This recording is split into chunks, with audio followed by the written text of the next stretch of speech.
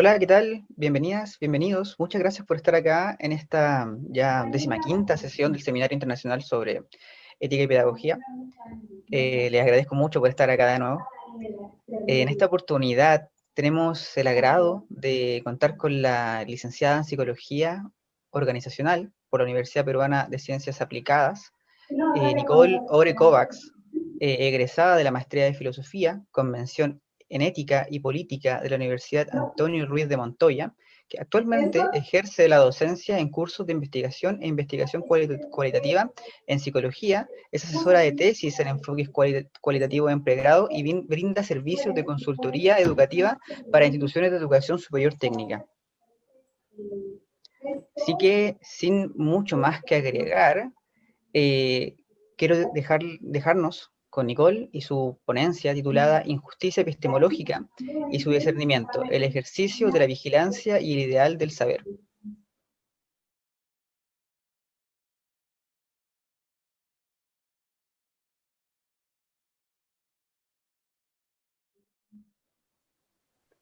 Gracias, Nicolás, y gracias a todos por la invitación. Quisiera, antes de empezar, agradecer a CEDEA, a CEFIE por este gran proyecto. Creo que, y lo conversábamos antes, ¿no? Es una oportunidad muy rica para compartir saber y para conocernos más. Entonces, para mí es un honor estar con ustedes y conversar sobre algo que he venido pensando a lo largo de mi trayectoria enseñando cursos de investigación cualitativa. Como bien dice mi reseña, perdón por el ruido de fondo, vivo muy cerca del aeropuerto, mil disculpas. Como les decía, mi reseña, yo me dedico a asesorar investigaciones cualitativas y también a dictar cursos metodológicos de investigación cualitativa. Y a lo largo de mis estudios de maestría me he enfocado muchísimo en la relación entre la epistemología y la ética, en relación a mi práctica, ¿no? A cómo, digamos, la emergencia del saber o el procurar la emergencia del saber en el contacto con el otro desde un enfoque cualitativo puede, digamos, aproximarnos a ciertas fuentes de verdad que la epistemología tradicional desestima de plano. Entonces, al encontrarme con esta situación y al dictar cursos de investigación cualitativa en donde se pretende llevar a los estudiantes a este encuentro con el saber, ¿no?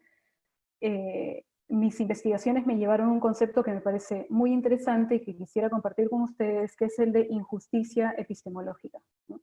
Situaciones en las cuales el bien epistémico, es decir, el conocimiento, no es distribuido apropiadamente.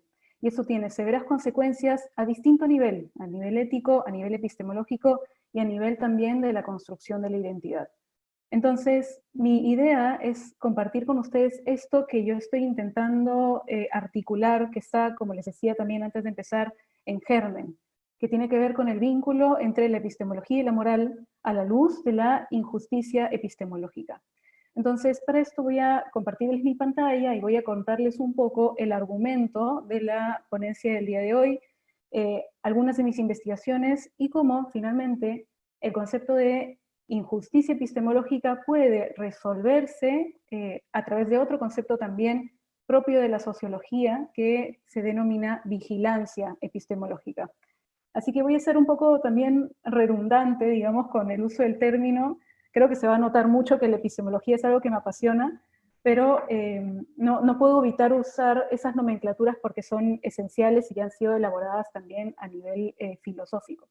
Entonces, procederé a compartir mi pantalla para que veamos juntos lo que he preparado para el día de hoy. Perfecto, aquí está, muy bien.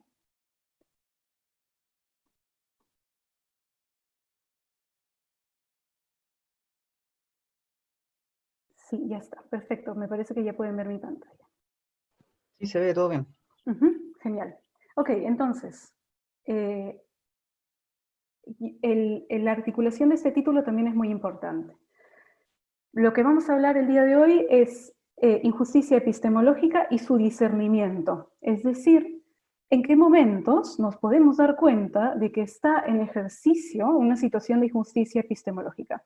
¿Cómo podemos dar cuenta de esa mala acción del saber y de los efectos que esto puede tener en los agentes de investigación? Y esto se realiza, como les decía, a través del ejercicio de la vigilancia, pero se acompaña del ideal de saber que es, digamos, el núcleo del quehacer de la investigación, y en este caso de la investigación cualitativa. Quisiera permitirme también dar cuenta de la importancia de este seminario a la luz de la educación. Yo enseño investigación, entonces digamos que lo que intento hacer es contagiar a mis alumnos de la pasión por el descubrimiento, por el develamiento del saber. Entonces hay un ideal implícito en el quehacer investigativo que tiene que ver con encontrar ese saber y esa verdad respecto a los fenómenos sociales. Y para eso la vigilancia se articula como uno de los mecanismos que nos permiten aproximarnos a este ideal. Pero, digamos, para eso yo quisiera tener como punto de partida el ideal de saber en el campo de la investigación moderna. Una cosa más, también van a notar algunos símiles entre mi presentación el día de hoy y la presentación del doctor Eli Balaceda la semana pasada. Esto porque ambos trabajamos dictando cursos de investigación cualitativa y hemos venido dialogando muchísimo sobre lo que está pasando en la investigación en el Perú. Entonces, ahora les voy a contar un poco lo que ocurre a nivel de la tendencia de la cultura epistemológica moderna que también vemos en nuestra propia práctica. Entonces, la tradición epistemológica moderna tiene como punto de partida esta idea o la pretensión de un naturalismo aplicado a las ciencias del espíritu, las ciencias humanas y sociales. Es decir, como ya lo sabemos, traducir los procedimientos de la física y de las ciencias naturales a la comprensión de los asuntos humanos. Entonces, voy a usar un procedimiento matemático. Para investigaciones psicológicas voy a aplicar escalas psicológicas para poder medir, digamos, distintos fenómenos de la conciencia humana. Entonces, y esto tiene un fundamento cartesiano importante, es que el conocimiento aquí es entendido como una idea o representación de la mente, y adquiere su verdad a partir de la correspondencia que tiene esta representación con el objeto del mundo que intenta representar. Esto, digamos, es ya cultura epistemológica clásica, positivismo, y como les digo, lo vemos muchísimo en la investigación, sobre todo en investigación cuantitativa, en psicología, que pretende reducir a los asuntos humanos a una serie de variables operacionalizadas de tal forma que pueden ser medidas, controladas y predichas en la realidad. Entonces, ¿qué ocurre aquí? ¿No? Digamos, este conocimiento o estas representaciones se articulan de tal forma que se establecen teorías que Dreyfus y Taylor denominan como mediacionales. Es decir, la representación va a mediar, digamos, la relación que el sujeto tiene con los objetos del mundo. Pensar que este sujeto es, como ven en este punto aquí más abajo, un sujeto naturalmente desvinculado, completamente alejado del mundo, que se relaciona con él a través de sus representaciones. Este sujeto además va a ser puntual, ¿no? Es decir, y esto también ha sido ya, yo sé, muy discutido a nivel de la filosofía y la ética, por supuesto, es puntual en tanto que utiliza la razón instrumental para poder dominar y usar a su favor las cosas que están en el mundo. Y la conjunción, la desvinculación del sujeto y la puntualidad del yo, a nivel social, se traducen en la atomización del sujeto moderno. Es decir, el sujeto que se procura para sí mismo su propio beneficio. Es un individuo. Entonces, ¿la sociedad qué es? Una colección de individuos que se juntan para poder garantizarse el bienestar. Entonces, el problema y uno de los principales retos a nivel de la investigación es que esto que desde la cultura epistemológica moderna ha resultado en lo que es la identidad moderna, una identidad individual, atómica y puntual, lo vemos también en la investigación todo el tiempo. Los investigadores asumen o tienden a asumir esa posición completamente desvinculada de las realidades que están estudiando. Entonces se genera un severo problema, porque cuando intentamos explicar, digamos, o articular una teoría de un fenómeno o un asunto humano que no ha sido articulado antes, vamos a pretender hacer uso de las herramientas propias de la ciencia moderna y aplicarlas, ajustarlas a ese fenómeno. Estamos, digamos, reduciendo el acto de investigación a un acto puramente naturalista que no hace más que separarnos radicalmente de eso que queremos estudiar. Nos vemos capturados por la imagen de la epistemología moderna.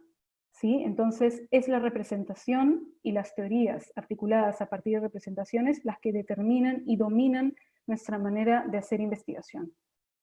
Y además a esto se le suma una concepción del lenguaje como simplemente herramienta para designar los objetos del mundo.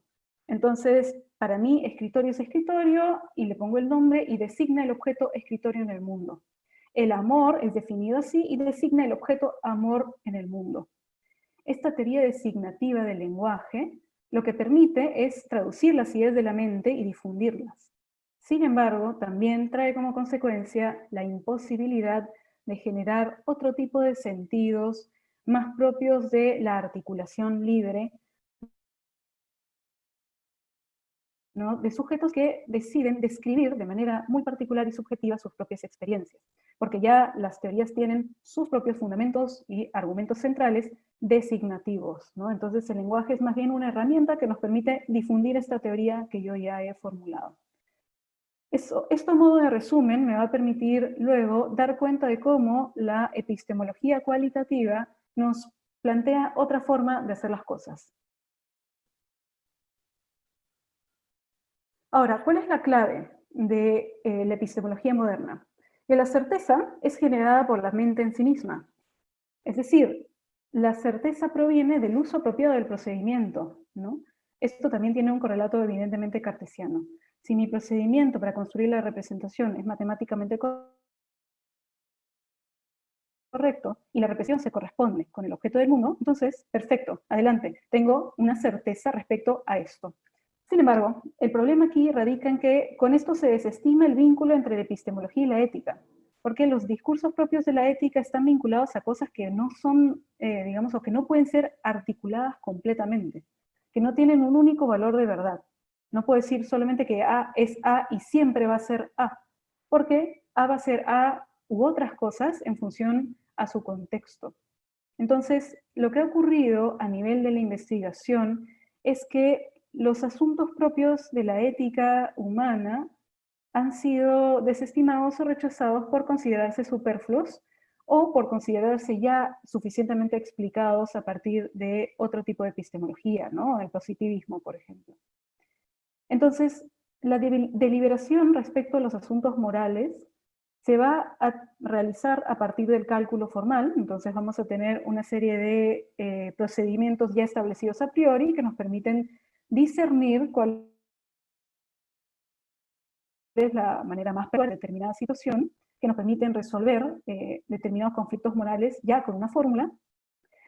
Y este ideal de una certeza autodada y de la utilización de un procedimiento moral normativo y prefijado a priori se asemejan a un ideal sin duda moral, ¿no?, que va a determinar cómo es que el sujeto se va a desenvolver en el mundo. Y las consecuencias de esto son los grandes malestares de la modernidad que Charles Taylor ha desarrollado en un libro muy pequeño, muy sucinto, denominado La ética de la autenticidad, que son el individualismo, el uso de la real y el despotismo blando. Esto, digamos, con este intento trasladar lo que ocurre a nivel de la epistemología hacia el nivel de la ética, ¿no? Y lo que ocurre cuando nosotros actuamos en relación a los otros en el espacio dialógico de encuentro, ¿no?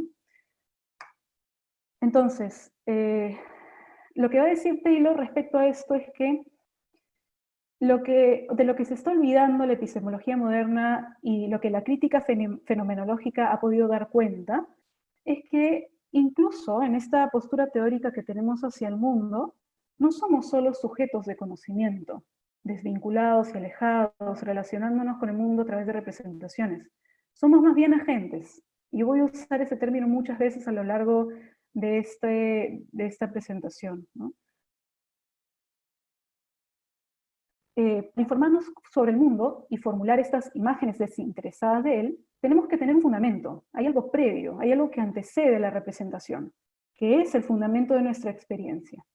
Entonces, antes de la representación tendemos a encontrarnos en el mundo, a luchar con él, a experimentarlo, a observarlo, a controlar sus condiciones, a saber qué hacer con eso que nos sobreviene del mundo. Luego de ello, luego de tener la experiencia, es que empezamos a articular estas representaciones. Es decir, la epistemología moderna se ha olvidado de el fundamento de la experiencia, la condición de posibilidad de la experiencia humana que desde la fenomenología se va a traducir en la formulación de argumentos trascendentales. Entonces, lo que Taylor va a decir y lo que es esencial para la investigación cualitativa es que en todo ello, en todo nuestro, digamos, en todas nuestras prácticas epistemológicas, estamos implicados como agentes enfrentándonos a las cosas. Entonces, lo cualitativo que pretende, y lo que yo le digo a mis estudiantes con frecuencia es eso, ¿no? La idea no es formular una teoría apodíctica respecto al fenómeno que a ustedes les interesa estudiar. La idea es encontrarnos con esa realidad y articular junto con el participante un saber respecto a su experiencia de este fenómeno. Entonces, la idea con lo cualitativo es superar la epistemología moderna. Y para Taylor, una de las principales, o uno de los principales proyectos filosóficos para superar esta epistemología es la fenomenología. No me voy a detener mucho en esto, pero me parece importante recalcarlo porque la fenomenología luego, digamos, se traslada a las ciencias sociales y ahora a los estudios de enfoque cualitativo en psicología con mucha fuerza. Y me parece que tiene muchísimo que aportar y nos permite además entender cómo la agencia encarnada nos permite resolver este malestar de individualismo radical y la condición de sujetos desvinculados propias de nuestra época. Entonces, el conocimiento cualitativo. Y esto también surge a partir de mi experiencia dictando el curso, ¿no? Como les decía, la idea aquí es que la verdad no es aquella correspondencia entre la representación y el objeto del mundo, y que yo tengo el poder, la verdad está en mí y en mi representación. La verdad se devela, la emerge, pero emerge no simplemente porque apareció y ya está. Se devela siempre en el encuentro dialógico entre agentes. Recuerden que Heidegger decía que el lenguaje es la casa del ser. Es a través de logos que nosotros podemos articular, digamos, y develar a través de esta articulación distintos elementos de la verdad. Entonces, lo que hace el enfoque cualitativo es recuperar el valor que tiene el encuentro con los otros. Entonces, precisamente por ello es que la fenomenología entra en juego aquí de manera muy importante, ¿no? Porque recupera la necesidad de situarnos en la experiencia de una manera genuinamente encarnada. Como les decía, y como está aquí también, ¿no? Una comprensión situada en el mundo. Entonces, para la epistemología moderna naturalista, recuerden que les decía que las teorías son sobre todo mediacionales. Son teorías articuladas para mediar el encuentro de los sujetos con el mundo. En cambio, el conocimiento cualitativo va a atender a la formulación de teorías de contacto. Y el nombre ya, digamos, lo explica de antemano, es el contacto con la realidad, el contacto con los otros. Entonces, la idea de estas teorías es que articulen los horizontes del sentido a través del cual los agentes le dan, digamos, un significado a sus experiencias, a sus prácticas, y con eso enriquecen su autocomprensión. En ese sentido, en contraste con lo que ocurre en la epistemología moderna, lenguaje como herramienta de designación, aquí el lenguaje, desde una perspectiva mucho más, establece como constitutivo de la experiencia.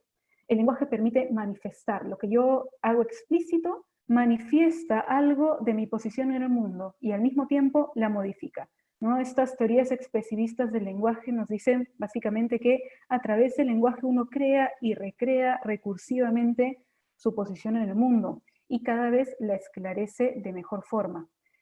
Y esto me parece central también, porque la injusticia epistemológica se ejecuta principalmente de dos formas, que vamos a ver más adelante. Es una injusticia que puede ser de tipo testimonial, que está vinculada al testimonio del otro, ¿no? De quien habla, pero también puede ser una injusticia hermenéutica. No me voy a detener en ese asunto en el seminario de hoy, porque si no hablaría 2, 3 horas del asunto, pero a lo que voy es que ambos tipos de injusticia epistemológica tienen como fundamento el encuentro dialógico con nosotros. Entonces, el lenguaje digamos, asume un lugar central para esto. Además, el conocimiento cualitativo tiene que poder dar cuenta de las prácticas epistémicas cotidianas. Entonces, no se trata únicamente de describir qué es lo que está pasando con este grupo humano y ya está, y pretender generalizarlo. Hay que articular esta experiencia, que es una práctica epistémica cotidiana que está vinculada, por ejemplo, a la transmisión de conocimiento entre agentes en relación a un fenómeno particular, a cómo estos agentes articulan el significado de la propia experiencia. Es decir, ¿qué es la espiritualidad para ti? ¿Cómo la vives? ¿Cómo se vive en tu comunidad? Esto supone explorar prácticas epistémicas que se realizan siempre en el plano de lo cotidiano. Y esto es algo que la epistemología moderna ha tendido a olvidar, y de ahí la escisión tan radical entre epistemología y moral. La moral atiende a lo que ocurre en el encuentro con los otros en el espacio cotidiano, y lo cualitativo pretende recoger esos saberes para enriquecer la experiencia de los agentes en el mundo. Entonces, por eso es que yo encuentro particularmente muchísimo valor en el enfoque cualitativo de investigación, porque además nos permite dar cuenta también de situaciones de injusticia epistemológica que desde otro tipo de enfoques son olvidados o no tomados en cuenta por innecesarios. Lo cualitativo irrumpe como algo que nos dice, perfecto, estás haciendo investigación, estás describiendo lo que pasa en el mundo, pero también puedes hacerles daño con esto que estás intentando articular, ¿no? O lo estás haciendo muy bien, ¿qué tal si le preguntas a otras personas para entender un poquito más qué pasa con esta experiencia? Lo cualitativo nos permite discernir, nos permite como investigadores tomar decisiones constantemente sobre cuáles son los efectos que las teorías que estamos formulando en relación con los agentes de investigación, qué efectos tienen estas teorías en sus propias vidas, en nuestras propias vidas como investigadores. Entonces, ¿cuál es el problema? Como les decía, lo cualitativo nos permite esclarecer estas cuestiones. Es gracias a este tipo de enfoque, al menos desde mi perspectiva, que podemos hablar de algo así como injusticia epistemológica. Para mí, la injusticia epistemológica es un riesgo que surge en todo acto de investigación, sea esta de enfoque cualitativo, de enfoque cuantitativo, desde un paradigma positivista, interpretativo, crítico. Siempre que pretendemos como investigadores articular un saber respecto a un fenómeno de estudio, asumimos un riesgo. Podemos hacer daño. No solamente, digamos, a nivel ético, la cuestión está en proteger el anonimato de los participantes, proteger su integridad física. Por supuesto que estos son elementos sumamente importantes. Pero algo que va más allá de esto son los efectos que tienen las prácticas epistémicas sobre las vidas de los agentes que participan en la investigación. Entonces, ¿qué ocurre con esto? Fricker en el año 2007 realizó un estudio filosófico en relación a la injusticia epistemológica, situando la discusión en la tendencia, en términos de la filosofía de la moral y de la justicia, a estudiar las prácticas distributivas de justicia.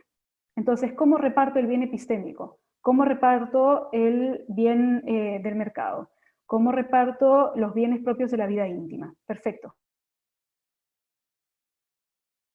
Pero hay que pensar también en situaciones específicas de injusticia epistemológica. Entonces, lo que ella hace a nivel social es indagar estas situaciones de injusticia epistemológica y explorarlas filosóficamente.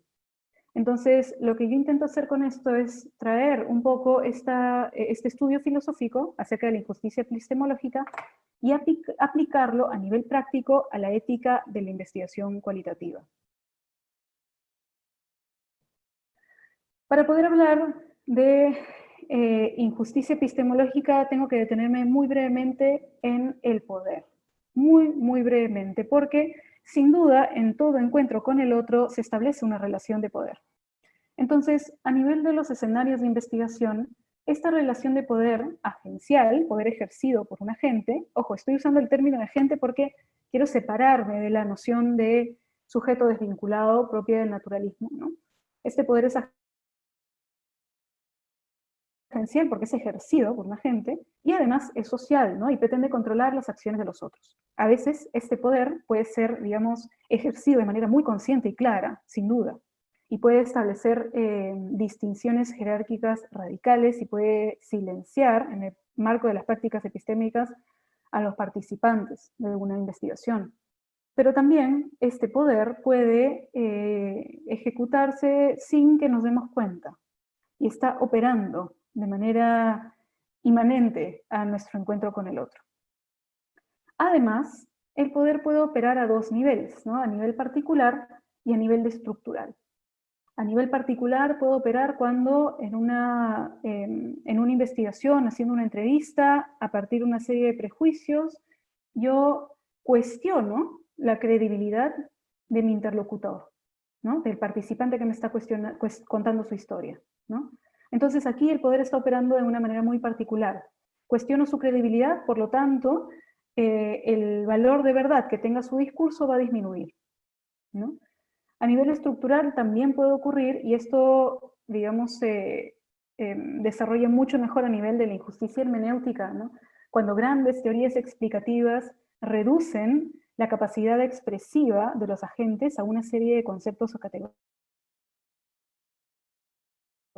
y no se puede salir de ellas. Los conceptos de estas teorías explicativas son los únicos existentes, y los únicos que permiten, o no, a los agentes dar cuenta de lo que les ocurre, ¿no? Estoy pensando en un ejemplo. Imaginemos una situación antes de la segunda ola feminista, ¿no? En la que aún no existía el concepto de acoso sexual en el trabajo. ¿Qué pasaba con esas mujeres que experimentaban insinuaciones bastante directas e incómodas de sus colegas, ¿no? Y no sabían cómo nombrar esa experiencia, ¿no? Decían, bueno, se me está insinuando, querrá algo conmigo, pero se me acerca mucho, me siento muy incómoda, me toca, pero ¿qué nombre le pongo? ¿No? Entonces, puede para, digamos, esa época la mujer haber accedido a espacios de trabajo y de liberación en el espacio público muchísimo más amplios, pero carecía de algunos conceptos que le hubiesen permitido poder decir, aquí hay acoso laboral, ¿no? Entonces, este es digamos, una operación de poder a nivel estructural, ¿no? En materia de grandes teorías explicativas. Lo central, sin embargo, para la injusticia epistemológica es el poder vinculado a la identidad. Es el poder determinado por una serie de prejuicios de identidad que actúan de manera pasiva o activa para silenciar al interlocutor. Entonces, estos prejuicios de identidad pueden estar vinculados al género, a la clase social, a la etnia, a la orientación religiosa o política, entre otras cosas que determinan la identidad de cada uno de nosotros, ¿no? Y que son propios de cómo nos describimos a nosotros, ¿no? Forman parte de nuestra respuesta a la pregunta ¿quién soy?, ¿no? Entonces, el problema radica en cuando digamos, estas cualidades de la identidad se establecen como prejuicios que silencian al interlocutor, que a mí, como investigadora, me hacen sorda a lo que podría decir una persona que me está contando su vida, ¿no? Por ejemplo, no sé, practico una religión bastante conservadora que no está de acuerdo con las prácticas sexuales prematrimoniales, y estoy haciendo una investigación acerca de la sexualidad adolescente. Y un adolescente, participante del estudio, me está contando su historia respecto a sus primeras experiencias sexuales. Entonces, es probable que mi prejuicio de identidad incida, ¿no?, en lo que yo interpreto de su discurso. E incluso hasta podría ayudarme a desestimar por completo lo que me dijo esta participante, porque no se adecúa a lo que yo pienso que es la corrección en términos de prácticas sexuales adolescentes. Entonces, el prejuicio de identidad es uno de los elementos esenciales de la injusticia epistemológica a nivel del testimonio. Y como dice el siguiente punto aquí, puede actuar tanto de manera positiva, como produciendo la acción o promoviendo el discurso, como negativa, limitándolo. Yo podría atreverme a hacer una interpretación a esa chica que me está contando respecto a sus prácticas sexuales y decirle, pero oye, eso está mal, no debiste hacerlo, ¿dónde estaban tus papás? Estoy interviniendo con una interpretación mía y eso corta el flujo del discurso y me impide acceder a su verdad, ¿no? ¿Cómo puede actuar este prejuicio de manera positiva? ¿No? Puede llevarme como investigadora a escoger participantes que se relacionen mucho a mis intereses intelectuales o a las identidades que yo considero como las más apropiadas o que se vinculan a lo que a mí más me gusta. Entonces podría incluso evitar tener participantes como esta chica que me acaba de... Entonces, en ese sentido, lo que ocurre es que, y esto sin duda opera en cada encuentro con nosotros, no, digamos, no pretendo decir que hay que liberarnos de todo prejuicio y asumir una posición neutral para poder escuchar al otro y lo que nos tiene que decir, porque eso es virtualmente imposible, a pesar de que algunas teorías de la justicia hayan intentado asumir una posición bien neutral para la deliberación sobre la distribución de bienes, ¿no? Pero lo que ocurre aquí es que, sin duda, operan todo el tiempo este tipo de prejuicios. Lo que tiene que hacer el investigador, y lo vamos a ver más adelante, es reconocer en qué momento están operando, ¿no? Y para eso hay una serie de herramientas que nos permiten hacer eso. Por eso es que, como les decía, el poder de identidad es parte integral del intercambio testimonial propio del encuentro dialógico. Entonces no es algo de lo cual pueda prescindir, es algo que tengo como investigadora que esclarecer la investigación. Ok, entonces, vayamos a lo central para el asunto. Uno de los tipos de injusticia epistemológica es la injusticia testimonial, ¿no? Que, como su nombre lo indica, está vinculada al testimonio que el otro está articulando a través del diálogo. No es su historia, su experiencia, es lo que él o ella me cuentan. Entonces, ¿qué pasa con la injusticia testimonial? La injusticia testimonial incide en la credibilidad atribuida al discurso. Es decir, uno puede llamar a una situación como una situación de injusticia testimonial cuando quien escucha atribuye sin fundamentos baja credibilidad al discurso del otro. Es decir, por ejemplo, yo podría desestimar el discurso de esta chica que me cuenta sus experiencias sexuales diciendo, ella no sabe nada. Entonces, disminuyo la credibilidad de su discurso, no tiene valor de verdad para mí. Y esto puede estar alejándome de la genuina verdad, ¿no? Que podríamos articular juntas. Y esto ejecuta a causa de un prejuicio. Entonces, aquí la credibilidad también asume un punto central como una evidencia de la veracidad del discurso. Y además hay, digamos, una serie de indicadores de credibilidad, ¿no? Uno podría decir, ya, lo que Nicole ahorita en el seminario está diciendo es creíble porque su postura es recta, su tono es seguro, el tono de voz que está utilizando es alto, pausado, se muestra muy segura en cómo está diciéndonos las cosas, ¿no? Estos son indicadores de credibilidad que uno podría, a modo de checklist, identificar y decir, sí, claro, por supuesto que lo que está diciendo tiene mucho sentido y es verdad. Pero ¿qué pasa si alguien tiene un prejuicio también vinculado al género y que piense que no es posible que haya mujeres en la academia hablando de cuestiones relacionadas a la ética o a la filosofía? Entonces es probable que, a pesar que yo tenga un tono seguro en mi discurso, se asuma que lo que estoy diciendo es poco creíble o tiene poco valor de verdad porque, en fin, soy mujer y no debería estar en la academia. A eso voy, de ese tipo de situaciones a veces muy tenues, ¿no? Suponen una situación de injusticia testimonial. Y a veces nos ocurre que no nos damos cuenta que esto está pasando.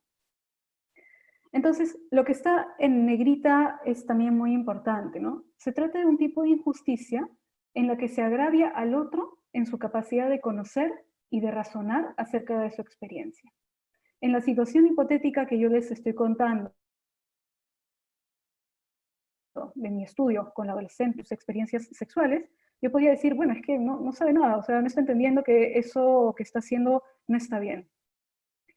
Entonces, En situación de diálogo, en el que se espera que cada uno articule un horizonte de sentido para sus experiencias, esta injusticia puede determinar o puede inhibir a esta adolescente para entender lo que está pasando con ella en términos de su sexualidad. A muchos nos ha pasado que hablando con nuestros amigos o en una entrevista también nos hemos dado cuenta que, ah, sí, mira, ahora lo entiendo mejor, ¿no? Este darse cuenta, esta capacidad de insight, se deteriora y se desestima radicalmente. Y además también se rechaza la capacidad de quien habla acerca de su experiencia. Hay un ejemplo interesante que suele ocurrir en la academia y que imagino a muchos que muchos han experimentado al menos alguna vez. A veces tiende a ocurrir que hay pares evaluadores para revisar artículos que tienen una posición muy, muy firme respecto ya sea a un paradigma, a un eje teórico o a una orientación metodológica. Entonces, a veces es muy probable que estos pares rechacen artículos que no se relacionan a sus propios intereses, ¿no? Por ejemplo, si yo mandaría un artículo cualitativo a una revista en la que yo sé que la mayoría de investigaciones que se publican son de enfoque cuantitativo con estas variables, ¿no? Es probable que se me rechace el artículo a priori, solamente porque es un artículo cualitativo. Entonces, esto es una injusticia epistemológica, ¿no? Se me agravia en mi capacidad para dar cuenta de algo a nivel de la investigación, un resultado relevante, por ejemplo, ¿no? Además de ello, ¿no? Más allá de lo que pase con los pares evaluadores o con grandes equipos de revisión de textos, es que el juicio de credibilidad del discurso, cuando es mediado por un prejuicio de identidad, es necesariamente una operación de la identidad. Es decir, lo que está haciendo el investigador, el par evaluador o quien escucha, es situarse a nivel del poder en una posición que refuerza su propia identidad en desmedro o desacreditando la identidad del otro. Entonces, a través de ello, el investigador, muy sesgadamente, lo que hace es determinar el grado de veracidad del discurso del otro a partir de sus propios parámetros identitarios. Y eso es un problema, porque muchas veces los criterios de veracidad se establecen en el discurso mismo, que pasan por el estilo del diálogo, por las evidencias que se dan en los argumentos del discurso, por los, digamos, si quieren usar nomenclatura psicológica, los insights que emergen, ¿no? Entre otras cosas. Y además, esta injusticia testimonial puede ser persistente y sistemática, ¿no? Cuando este prejuicio está implícito en el imaginario social. Y esto, como les digo, está muy vinculado a prácticas de injusticia sistemática y cuando se silencia radicalmente a grupos minoritarios, ¿no? Entonces, si estos prejuicios están implícitos en nuestro imaginario social, es muy probable que la injusticia testimonial se ejecute a nivel sistemático sin que nos demos cuenta, ¿no? Incluso hasta podríamos replicar ese tipo de injusticias en nuestra práctica de investigación. Y en términos generales, y lo que me parece más importante de esto, es que impacta severamente los intercambios discursivos. Esta chica con la que converso sobre sexualidad puede cuestionar negativamente su propia sexualidad, por ejemplo, ¿no? Puede sufrir culpa o puede sentirse liberada. Liberada, no sé, tal vez de alguna exigencia, ¿no? De alguna angustia, quién sabe, ¿no? Pero puede silenciarse a sí misma, incluso diciendo, bueno, ya no voy a hablar con Nicole sobre estas cosas porque no me entiende. Y así como Nicole no me entiende, nadie me entiende. Y se silencia. Entonces, como la clave de la investigación cualitativa son los intercambios discursivos, las situaciones de injusticia testimonial pueden inducir a dañar severamente el diálogo con el otro, que es clave para lo cualitativo. Yo les hablé de la epistemología moderna al inicio porque este tipo de cuestiones no se debaten, no se ponen en cuestión, siquiera se dan cuenta desde una epistemología moderna positivista, naturalista o cientificista para estudiar cuestiones vinculadas a la psicología, por ejemplo. Entonces, si yo le aplico a alguien una escala que mida el perdón, que sí existe y me sorprende, pero bueno, entonces esta persona no va a tener la posibilidad de contarme a mí cómo es para ella el perdón, porque está restringida a los parámetros normativos de los ítems que están dentro de la escala. No me va a decir nada. ¿Estoy siendo injusta? Sí, por supuesto, porque estoy limitando la capacidad expresiva de esta persona para que articule una verdad respecto a su propia experiencia en relación al perdón. Y a mí, como investigadora, me está alejando de una verdad que podría ser mucho más enriquecedora para ambos que la verdad propia de una serie de argumentos que son meramente apodícticos y que nunca se van a someter a crítica, ¿no? Entonces, ¿qué clase de daño epistémico ocasiona este tipo de injusticia? En relación a quien escucha, distorsiona su juicio de credibilidad. Es decir, a partir de ese prejuicio de identidad, yo podría cuestionar sin mucho fundamento qué tan creíble es lo que me está contando esta otra persona, ¿no? Y distorsiona de esa forma mi juicio, ¿no? Y mi capacidad para deliberar respecto a la información que yo decido colocar en mi estudio y la que no, o la que decido articular con un poquito más de consistencia, o con la que decido volver a seguir conversando.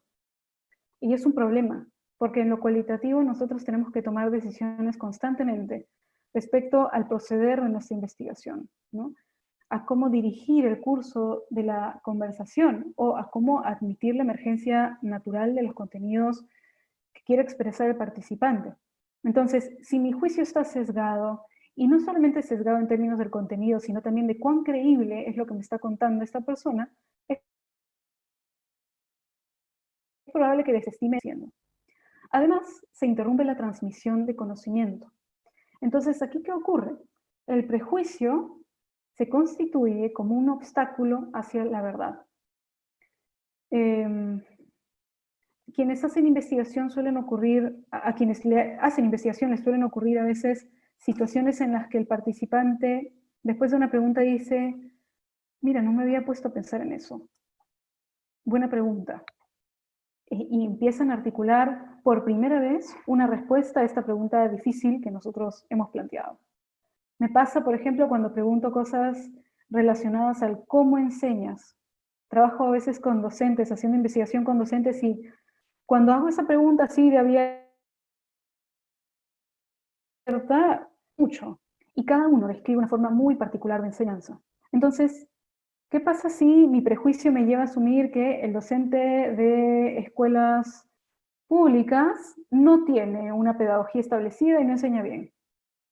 Entonces es muy probable que estos espacios en el que el docente puede esclarecer su propia experiencia pedagógica no estén, o sea, no aparezcan, no emerjan. Y así se irrumpe la transmisión o la construcción de conocimiento, ¿no?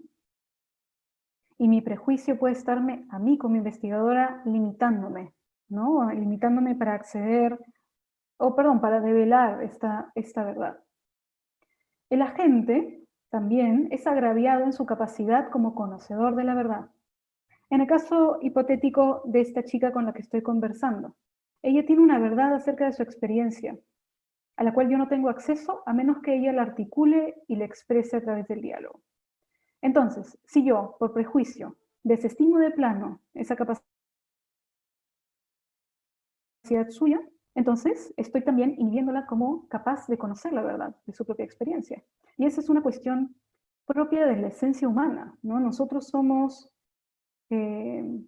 capaces de dar cuenta, de decir algo, ¿no? De articular lo inarticulado. Yo sé que suena un poco contradictorio, pero hacemos todo el tiempo el intento de decir algo sobre aquello de lo que no se puede decir nada. Entonces, si yo estoy limitando esa capacidad en alguien, estoy, digamos, disminuyendo su valor como animal poseedor de logos, invocando a Aristóteles, ¿no? Este agravio epistémico también trae consigo un significado social. El agente es menos humano. Este grupo humano no tiene saber para qué conversar con él, si no me puede decir nada respecto al perdón, ¿no? O si no me puede decir nada respecto a la sexualidad adolescente, entre otros temas, ¿no? Entonces, ¿qué ocurre?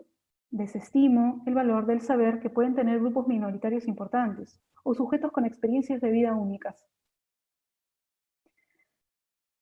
Y también excluyo a estos agentes del ámbito de la confianza epistémica, ¿no? ¿Qué es la confianza epistémica? Es algo que surge naturalmente en el encuentro biológico con nosotros. Es decir, ustedes y yo confío en este espacio de diálogo porque entiendo que ambas partes somos competentes y sinceros.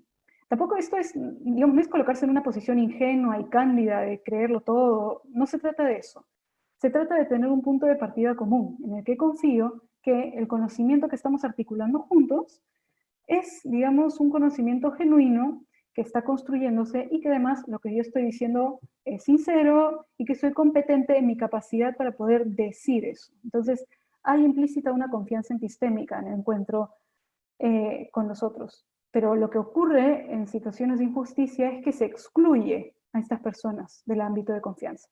Por ejemplo, no voy a hablar con adolescentes porque ellas no saben nada de la sexualidad.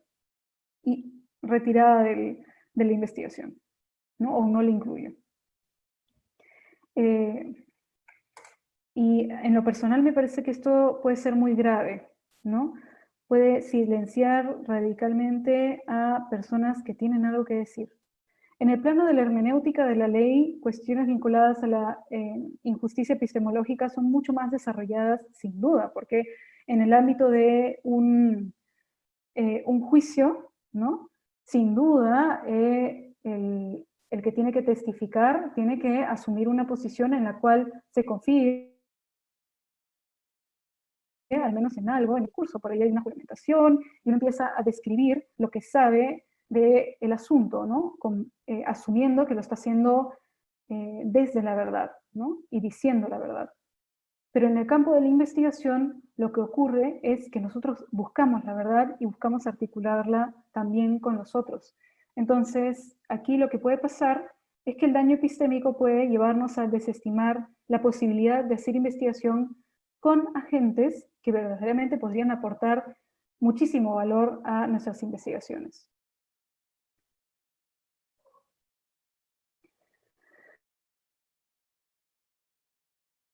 Ok, entonces, he hablado también de lo que ocurre a nivel de la injusticia con quien escucha, es decir, yo como investigadora, por ejemplo. Pero el receptor de este tipo de confianza, o perdón, de este tipo de injusticia, pierde la confianza en sus propias creencias o justificaciones. Se cuestiona, ¿será verdad lo que pienso? ¿O estoy loca? ¿O será que yo estoy mal? Y no, no es que no me entiendan, es que yo no sé explicarme, o yo no tengo la verdad, o mi creencia es falsa, ¿no? Y también se pierde la confianza en la capacidad que tiene el agente para conocer y para conocer y, digamos, dar cuenta de su experiencia en el mundo y también en sus propias habilidades intelectuales para poder decir aquello que piensa. O sea, tenemos a participantes que pueden preguntarse, ¿será que no sé explicarme bien? ¿No? O sea, ¿será que no? Debe ser porque estoy hablando con alguien que sabe más que yo, ¿no? O no, en realidad lo que yo he experimentado no tiene valor y bueno, hay una pérdida también en términos del coraje intelectual ahí, ¿no? El decir lo que uno piensa. Uno empieza a cuestionarse mucho. Y lo vengo diciendo varias veces ya, ¿no? Se desestima la capacidad para articular el conocimiento, ¿no? Continúo.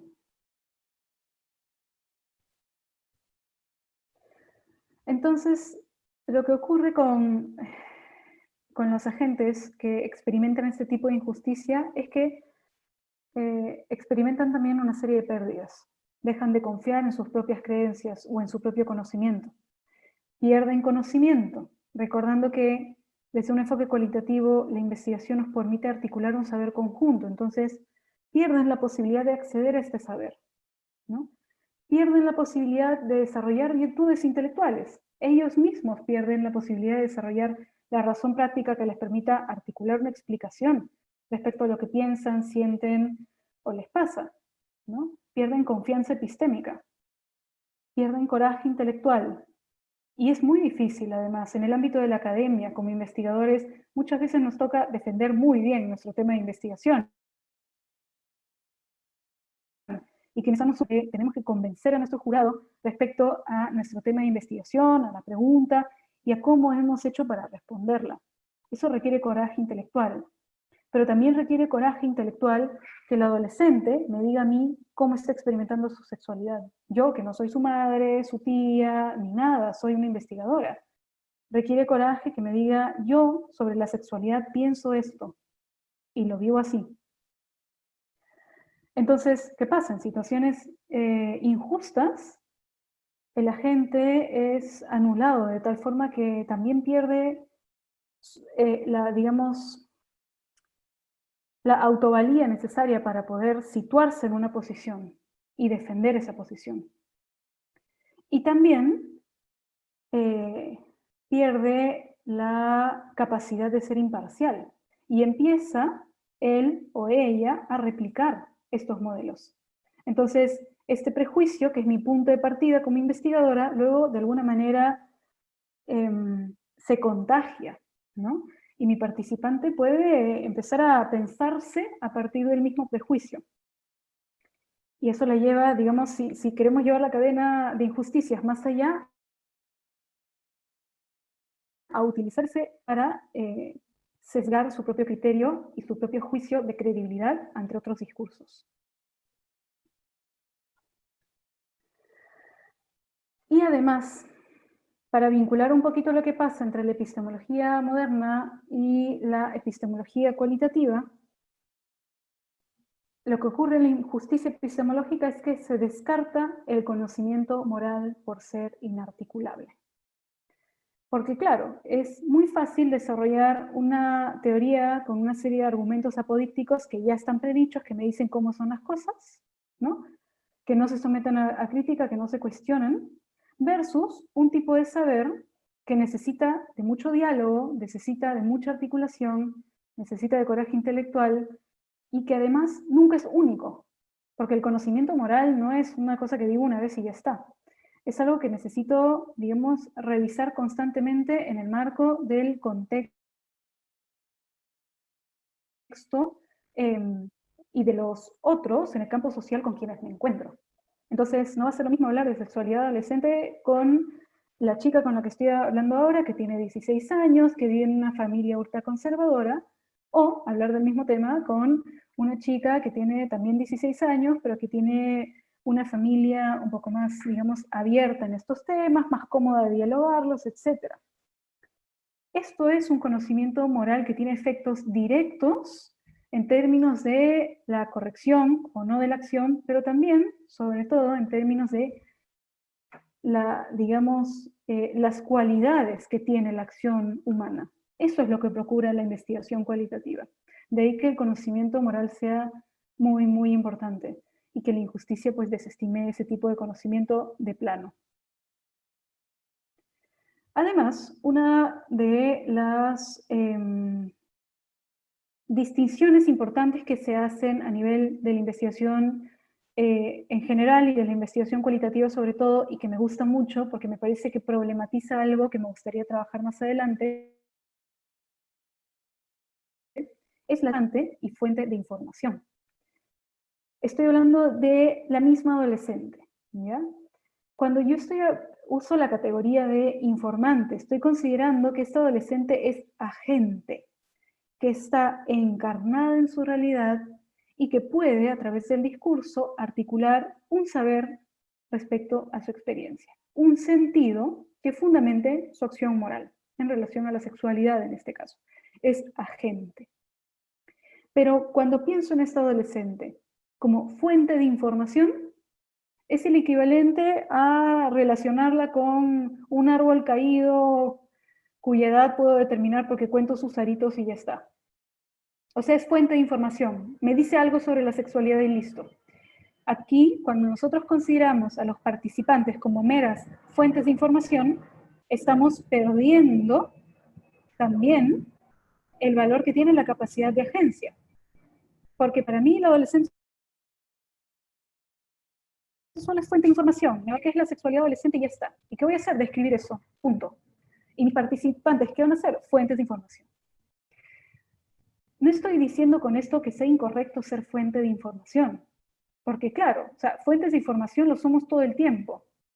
Fuente de información puede ser Nicolás diciéndome que se me escucha entrecortado. Fuente de información puede ser mi mamá llegando con un paraguas que me dice, oye, está lloviendo un montón. Son fuentes de información, me están dando información.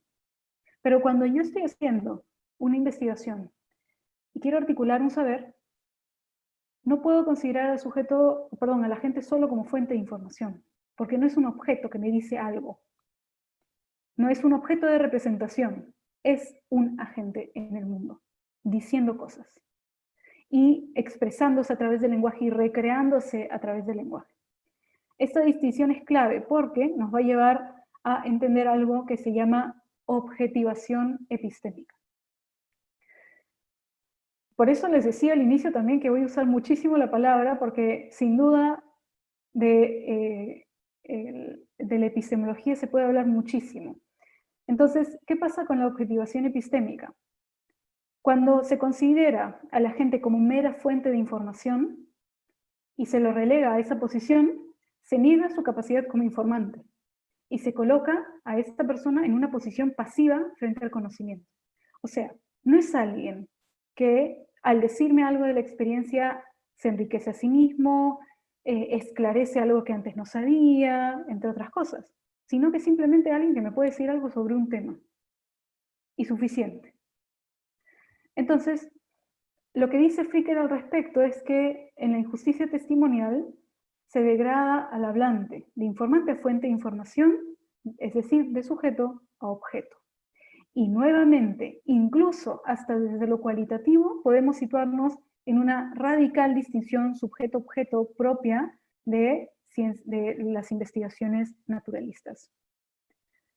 Por eso es que tenemos a veces investigaciones que cuando nosotros las leemos, a pesar de que sean de un enfoque cualitativo, intuitivamente percibimos que algo no anda bien, que por ahí son medio positivistas.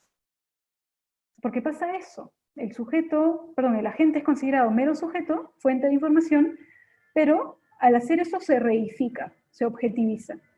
Entonces mis participantes son solamente personas que me dicen algo, nada más.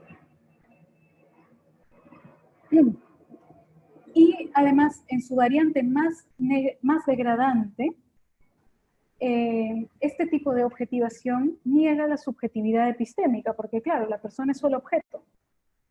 Es un objeto que incluso desde lo cualitativo yo puedo describir, medir, predecir y controlar. Entonces, vinculados a la mera descripción, en el que el trabajo interpretativo, tanto del investigador como de los participantes, no se ve, no emerge. No hay subjetividad, porque la persona solamente tiene un saber descriptivo sobre su experiencia, pero no la articula, no la revisa, no la recompone, ¿no? Y también se niega la capacidad racional del otro, ¿no? Y con esto de la racionalidad quiero decir que también se lo niega moralmente en su capacidad para deliberar sobre asuntos morales que atañen a su propia vida, ¿no? Porque el conocimiento se reduce nuevamente a una mera representación. Entonces ya llegamos al punto central de esta presentación. En relación al título, ¿no? ¿Cómo discernir las situaciones de injusticia epistémica? Entonces, yo pensaba mucho en esta pregunta, ¿no? ¿Cómo hacer para darnos cuenta que estamos, digamos, haciendo investigación o estamos incurriendo en injusticia epistémica, o incluso que estamos siendo nosotros sujetos de cierto tipo de injusticia epistémica? Entonces pensaba en el ejercicio de la razón práctica, ¿no? Una razón práctica, aquí sí me situaría en una perspectiva aristotélica que Taylor ha elaborado mucho para describir su teoría de identidad y también su crítica hacia la cultura epistemológica moderna, ¿no? Es una razón práctica que es considerada como una virtud intelectual que nos permite discernir la corrección de la acción. Nos permite dar cuenta entre dos polos morales, qué es lo mejor que podemos hacer en determinadas circunstancias. Entonces, ¿qué pasa con la razón práctica? La razón práctica es un razonamiento que procede por transiciones. Es decir, que nos permite... Perfecto, Nicolás. Sí, ya termino. Es un razonamiento que nos permite, en principio, dar cuenta de nuestra posición inicial, en primer lugar, y en segundo lugar, movilizarnos hacia otra posición más esclarecedora, una posición B, ¿no? Que se experimenta como una ganancia epistémica. ¿Ya? Y para que esto ocurra es necesario confiar epistémicamente en el otro. Estoy hablando de esto como desde la perspectiva del investigador. Es decir, asumir que en el escenario de investigación es sincero y preciso en su discurso, que es confiable. Y eso nos lleva o nos motiva a aceptar su verdad, ¿no? Porque esta verdad podría ser justificada racionalmente a través de un argumento de transición. Es decir, como les decía, no se trata de asumir una posición ingenua respecto a que ya todo el que viene me va a decir la verdad, sino que como motivación, digamos, intrínseca, asumo que quien me va a contar su experiencia lo va a hacer con veracidad y va a saber justificar eso que dice a través de argumentos que den cuenta de cómo se esclarece cada vez más su experiencia. Esto se ejecuta a través de argumentos transicionales. Los argumentos transicionales surgen pues de digamos, una recuperación de la teoría de argumentación trascendental kantiana realizada por la fenomenología, que pretende explicar la condición de posibilidad de la experiencia. Entonces, los argumentos transicionales, al dar cuenta de la experiencia en sí misma, lo que hacen es articular narrativamente, como les dije, el cambio de posición desde un punto de partida A hacia un punto de partida B que se demuestra como reductora de error. La razón práctica es ejecutada por el investigador. El investigador tiene un punto de partida teórico, por ejemplo, marcado por una serie de prejuicios de identidad y también por una serie de teorías explicativas que parecen que tienen todo ya previsto. Entonces hay un movimiento. El investigador da cuenta de su posición inicial y luego articula una serie de argumentos que le permiten hacer otra teoría, una teoría que se nutre del discurso de los participantes. Esto va a enriquecer las autointerpretaciones de los agentes y, en relación a lo cualitativo, nos va a permitir articular también teorías de contacto, ¿no?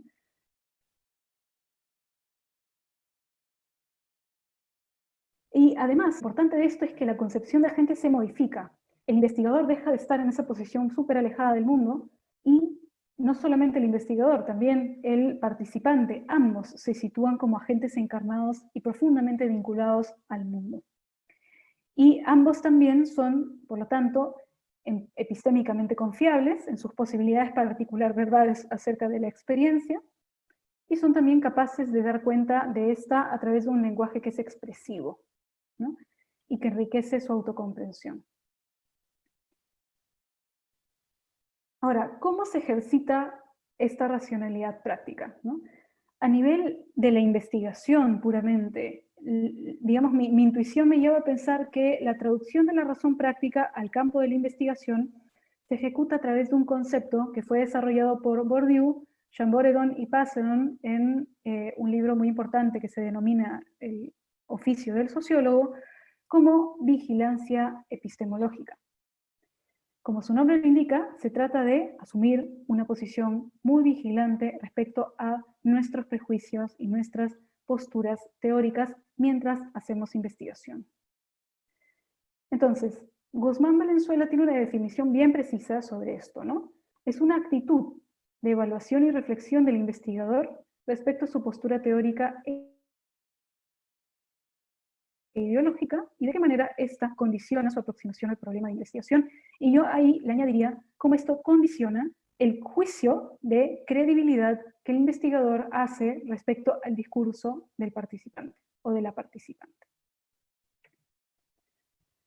Entonces, lo que hace la vigilancia epistemológica es confrontar constantemente a los investigadores con una explicitación crítica de sus fundamentos teóricos, de sus operaciones científicas y los supuestos que les subyacen. Esto, digamos, requiere que el investigador haga explícita su posición teórica A, ¿no? Para que esto le permita liberarse de aquellos prejuicios que le puedan llevar a ejercer un tipo de injusticia epistemológica, ¿no? Entonces, aquí en este gráfico podemos ver, ¿no?, un movimiento, ¿no?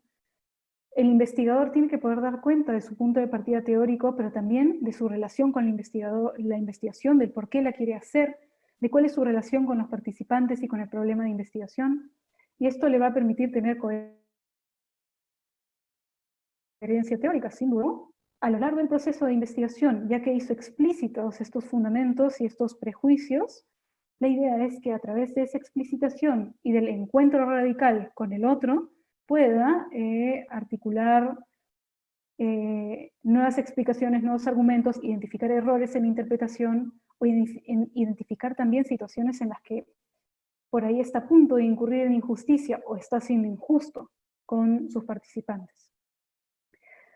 Establece una serie de mecanismos metodológicos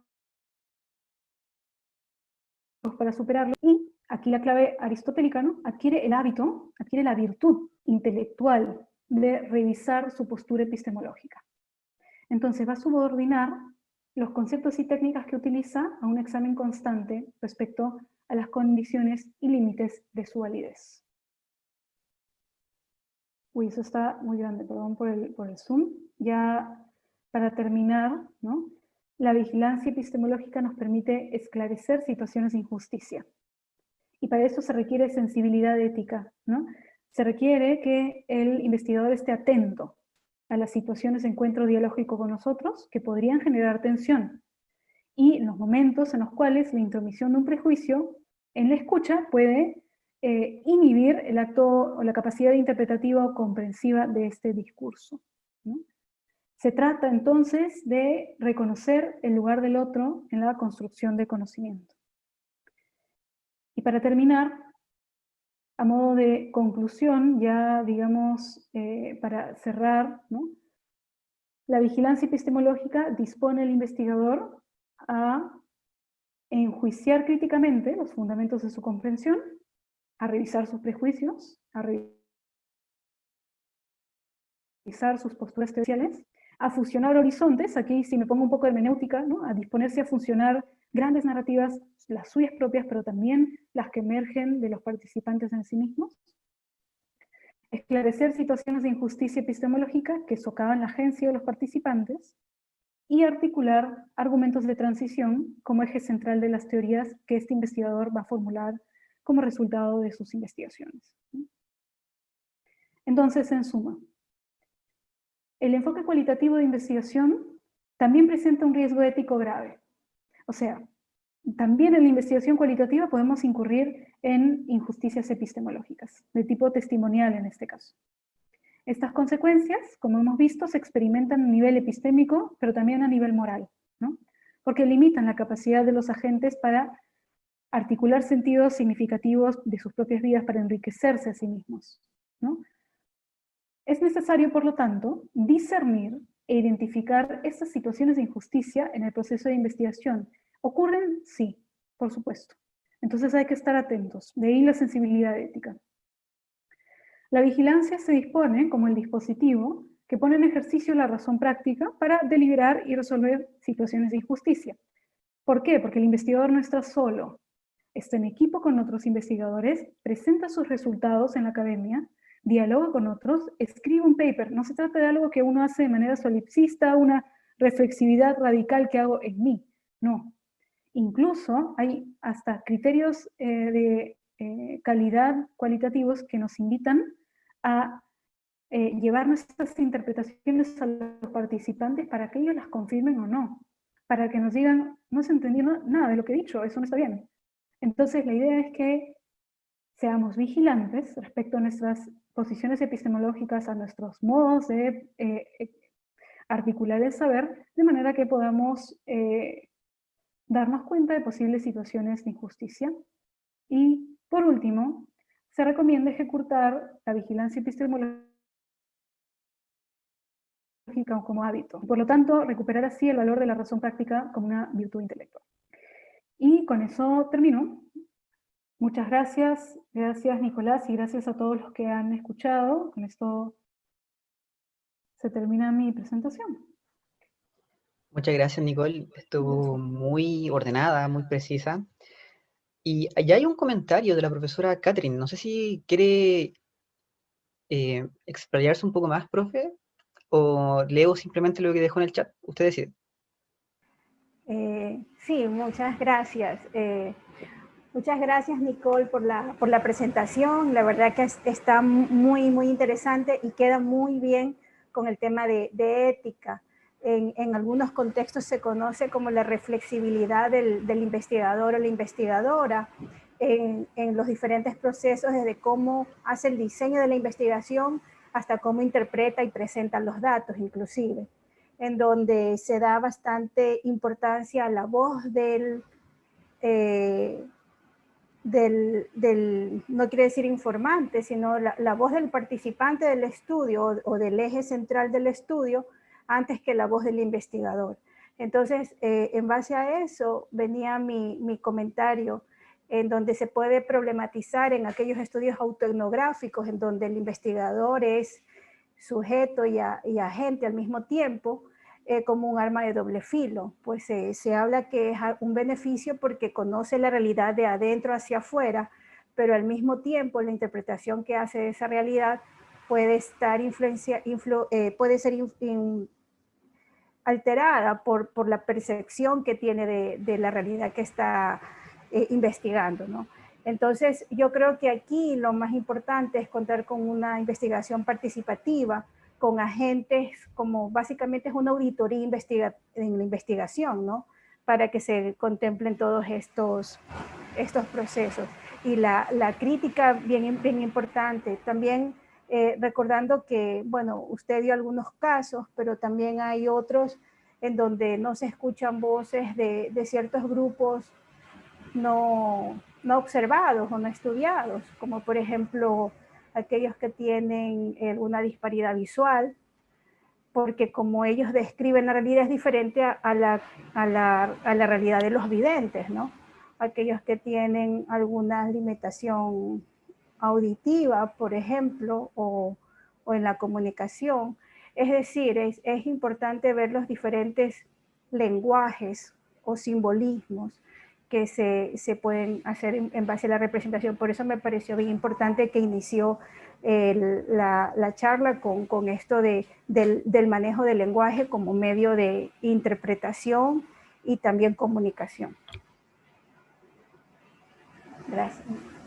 Gracias a ti, sí. Y incluso creo que aquí me hubiese hasta puesto un poco más hermenéutica, ¿no? Porque sin duda lo que está pasando aquí de manera muy implícita es que se dejan de escuchar otras voces, como indicas. Así es. Y de hecho, hasta en mi propia investigación de maestría, de alguna forma, terminé dedicando muchísimo al lenguaje, a la capacidad hermenéutica, y cuando la injusticia testimonial se sistematiza, termina siendo una injusticia hermenéutica. O sea, desarrollamos una serie de marcos conceptuales que inhiben la capacidad comprensiva de otras poblaciones y les determinan formas específicas de experimentar la realidad, de ver el mundo, etc.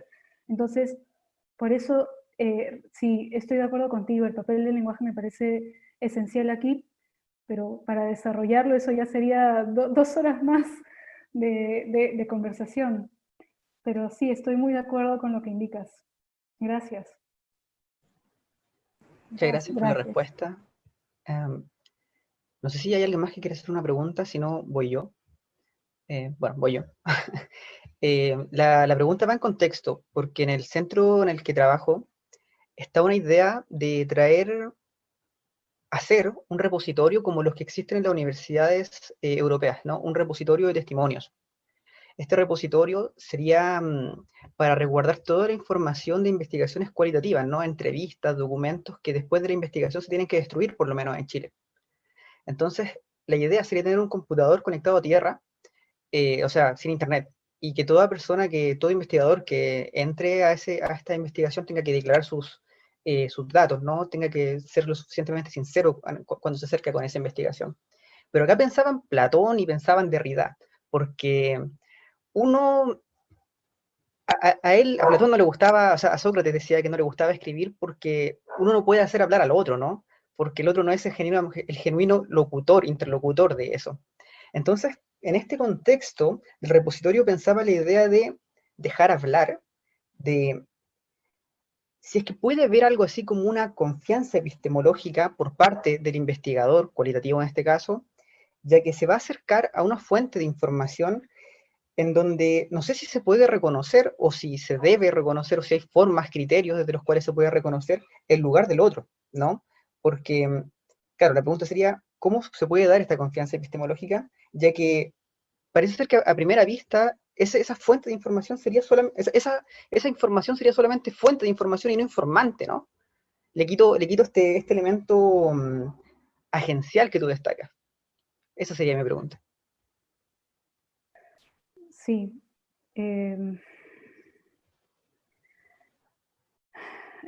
Sí, lo primero que pasó por mi mente, así estilo asociación libre, fue pensar en los comités de ética, ¿no? Yo sí me pondría normativa y establecería como un criterio la revisión de proyecto de investigación por parte de un comité de ética, ¿no? Porque, por supuesto, necesitamos que el investigador pueda justificar racionalmente su interés por aproximarse a estos testimonios que tenemos almacenados en nuestra base de datos, ¿no? Entonces, para esto sí tendría que deliberar un comité. En términos de procedimiento, ¿no? Pero también yo creo que reconoces algo, una clave muy interesante. Digamos, lo que tenemos es un objeto almacenado, ya no una persona. Entonces, lo que yo a veces en investigación, cuando hacemos análisis cualitativo, muchas veces les he pedido a mis estudiantes, tú tienes que volver a hablar con esta persona, porque aquí hay algo, hay un vacío, hay una laguna, hay algo que falta entender un poco. Entonces tienen que volver y hacer otra entrevista. Y en este caso, no, te reduces al testimonio que, por supuesto, con un análisis del discurso puedes extraer infinidad de interpretaciones, pero ¿quién eres tú para determinar que esta interpretación es genuinamente precisa y verídica? Desde mi perspectiva, esto tendría que ser determinado por el participante en sí mismo. El investigador tendría que volver y decir, oye, mira, voy a usar este testimonio tuyo, pero aquí dijiste algo que me pareció interesante, pero no profundizas. ¿Podrías explicarme un poco más? Ahora, la logística de eso sí sería, pues, un reto, ¿no? Porque sería volver a los participantes. Pero sí, me parece que el riesgo en esto está en que se reduzca al plano de meras fuentes de información. Solo, sí, meras fuentes de información. Y eso no le quita valor a los testimonios. Sin duda hay verdades que se han articulado ahí, ¿no? Pero son restos, los veo como el resto de la investigación, ¿no? Entonces, para poder, si gusta, bueno, la palabra no me gusta, pero evaluar la confianza epistemológica, yo diría hay que someterlo a una revisión de comité que exija una deliberación como la que estamos teniendo ahora, en diálogo. O sea, nada que me presentas el proyecto y ya está, no, quiero hablar con el investigador, conocerlo y que lo justifiquen así, como estamos haciéndolo. Porque si no, podríamos, digamos, arriesgarnos a que nos diga algo bonito en el papel, pero que realmente pretenda otras cosas con esos testimonios, ¿no? Sí, no sé si con eso respondo a tu pregunta. Sí, muchas gracias. No sé si Gracias. Alejandro quiere seguir. Dale, solicita, reactiva audio. Ya, ¿se me oye? Hola. Bueno, bien. Mi pregunta va un poco en el enfoque en el que iba Nicolás, pero yo me quiero centrar en una cuestión sobre lo que es el enfoque cualitativo, ¿no? Y es claro, el enfoque cualitativo se centra sobre todo en tratar de comprender al otro o a los otros. Es por eso un tipo de método que se ajusta más a lo que serían las ciencias sociales, de lo que serían los fines de este tipo de ciencias en todas sus variaciones. Ahora bien, la cuestión de la verdad como un problema ético. Si nosotros vemos cómo es la ciencia, o sea, cómo pretende desarrollarse la ciencia moderna, cuáles serán los fundamentos de Descartes, por ejemplo, ahí vemos que el enfoque sería más cuantitativo. Y de hecho los investigadores, que son biólogos, físicos, cuando tratan con el tema de la verdad, esa verdad es unidireccional. Un investigador cuantitativo puede fallar en los cálculos o puede estar trabajando desde un aparato conceptual y lógico erróneo, pero en todo caso la verdad que determine en su teoría va a ser una responsabilidad exclusivamente del investigador en este caso. Pero cuando tratamos con el método cualitativo y cuando estamos en investigación social, la verdad se desdobla. ¿Por qué? Porque estoy trabajando con los otros, estoy interaccionando con los otros. Entonces ya no es una verdad unidireccional, sino que hay dos dimensiones. Hay una dimensión dual de la verdad, ya que esta no solo depende del investigador, sino también de cómo interpreta a los otros y de cómo se deja interpretar en el diálogo con los otros a los que investiga. Entonces, me gustaría saber qué opinas sobre la eticidad que puede haber en esta verdad compartida o en esta aspiración a la verdad que es compartida en este caso. Me gusta mucho tu pregunta, porque efectivamente, ¿cómo decirlo? Estoy pensando en el paradigma conversacional de Gadamer, por ejemplo. La verdad supone, lo que diría yo, en el marco de una conversación, del encuentro dialógico con el otro, supone la articulación de lo inarticulado. Yo creo que no llegaríamos al ideal de verdad propia del positivismo nunca. Sí me quedaría un poquito a nivel fenomenológico hermenéutico en términos de el saber que se devela por un lado, pero se oculta por el otro. Entonces, eso, sin duda, promueve la maquinaria y nos permite, pues, discursivamente seguir elaborando sobre ello. Pero también tiene como riesgo, como lo indicas, que el encuentro con el otro nos interpele.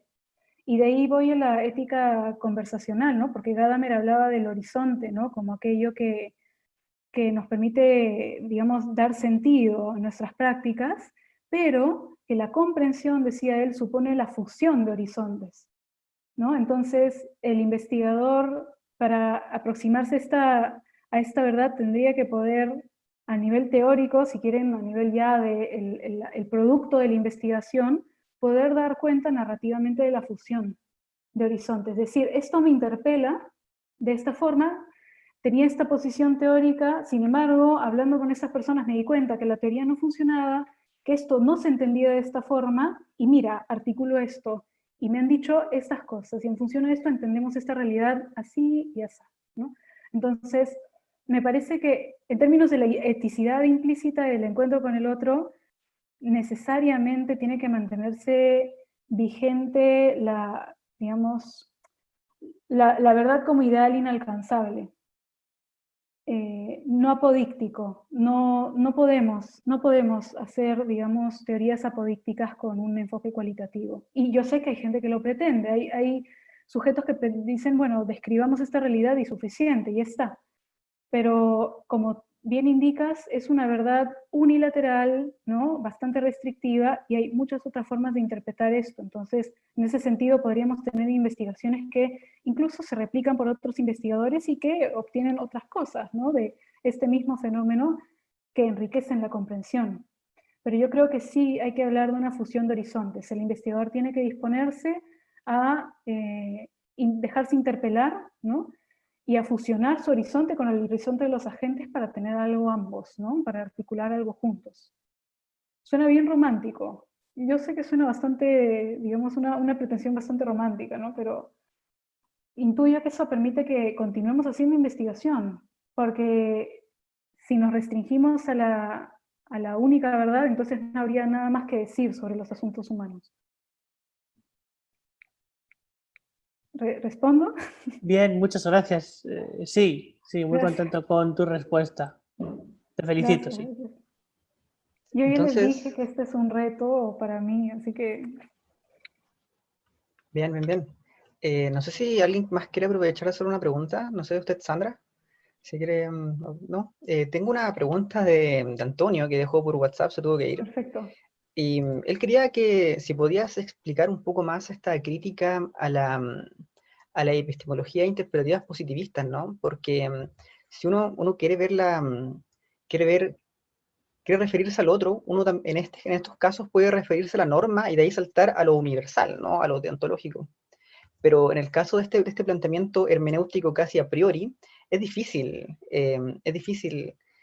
ir al otro, ¿no? Entonces la pregunta sería más o menos cuáles son éticamente los fallos principales o cómo podrías describir tú los fallos principales de la investigación positivista eh, en los casos de estas investigaciones que intentan ser éticas. Si es que entendí bien lo que me quiso decir Antonio, pero Ya, eso sería. ya, perfecto. Sí, es que no me detuve mucho, tanto como me hubiese gustado, en la crítica a la epistemología positivista, ¿no? Pero lo que ocurre, al menos los diagnósticos que se han hecho, es que, claro, tienen como eje fundamental teórico una serie de argumentos apodícticos, no se someten a crítica. Entonces, las distintas explicaciones teóricas en el espacio académico, por ejemplo, resultan en debates que son irresolubles, porque yo no voy a cuestionar mi teoría, mi fundamento teórico. Entonces, voy a incluso hasta evitar someter esta teoría a debate, y ya Kuhn viene con explicarnos cómo la ciencia normal se mantiene vigente y los investigadores se quedan en su posición y evitan el cuestionamiento. Ya, perfecto. Pero cuando dejamos de cuestionar los argumentos de nuestros ejes teóricos fundamentales, uno de los principales riesgos es que estos argumentos terminan siendo, a nivel sobre todo de las ciencias humanas, las ciencias sociales, terminan resultando en estereotipos o prejuicios. Entonces, si el estereotipo no se somete a crítica tampoco, porque claro, un imaginario social puede devenir teoría, sí, pero normalmente lo que pasa es que las teorías devienen imaginarios sociales. Y cuando el imaginario social se establece a partir de una serie de estereotipos y categorías y luego se traducen a prejuicios, pasa que se contrarresta nuestra capacidad interpretativa, nuestro juicio. Entonces, lo que hace Taylor es, y si lo cito mucho es porque es mi autor principal de la tesis, pero lo que él hace es diagnosticar este problema, ¿no? A partir de las tres, digamos, categorías de sujeto moderno, ¿no? Individual, atómico y puntual, y que termina, digamos, resultando a nivel ético en actitudes atómicas, desvinculadas, ¿no? De personas que, por ejemplo, ni siquiera se preguntan por la necesidad de actuar políticamente, ¿no? De ejercitar su agencia política, de personas que entienden o encuentran en el utilitarismo una, un buen modo de ser socialmente, ¿no? De procurarse el beneficio, ¿no? Entonces, deshumaniza la investigación. Y me parece muy contradictorio, o sea, ¿cómo vas a deshumanizar algo que es profundamente humano? Y en psicología, como les digo, lo he visto muchas veces y me preocupa que haya escalas que pretendan medir el perdón o el amor, y, no y son validadas, por supuesto, han sido validadas en población universitaria y tienen evidencias de validez y confiabilidad, pero ¿y cómo vas a medir el perdón? No entiendo. Pero sí puedes generar conocimiento con eso, ¿no? Sin duda, porque tienes investigaciones que correlacionan el perdón con la espiritualidad, ¿no? ¿Y eso qué valor me da a mí como agente moderno para entender mi propia espiritualidad? Nada, me reduce un número. Entonces creo que el peligro ético es ese, ¿no? La reificación implícita que ya, digamos, ha dominado todas las esferas de nuestras vidas, ¿no? Y también creo que, ahora sí me pongo un poquito del lado de las teorías de la justicia, ¿no? Lo que pasa es que finalmente el mercado termina tiranizando las demás esferas, ¿no?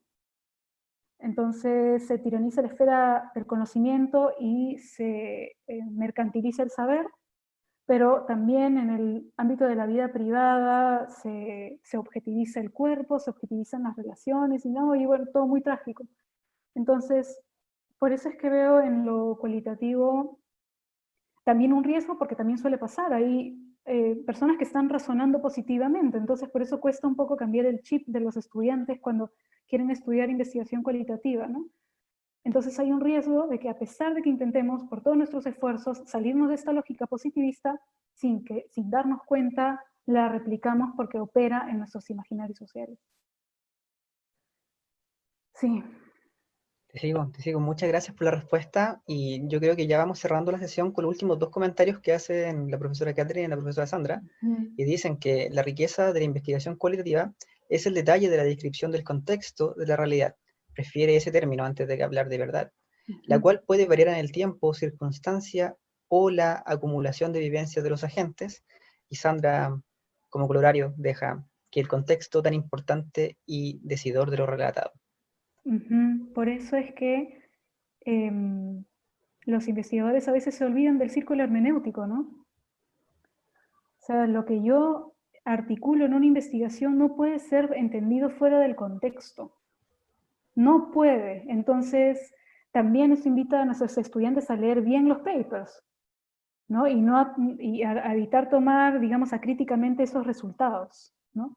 Y además porque mi interpretación va a estar determinada a partir de lo que yo estoy viviendo en mi propia situación como investigador, y se va a ver interpelada a partir de lo que me están diciendo esas personas en sus condiciones de vida y de sus experiencias particulares. Y además, pensando en el lenguaje, ¿no? Lo que vamos a hacer es articular narrativamente. Sí destaco la cuestión histórica, eso también es importante.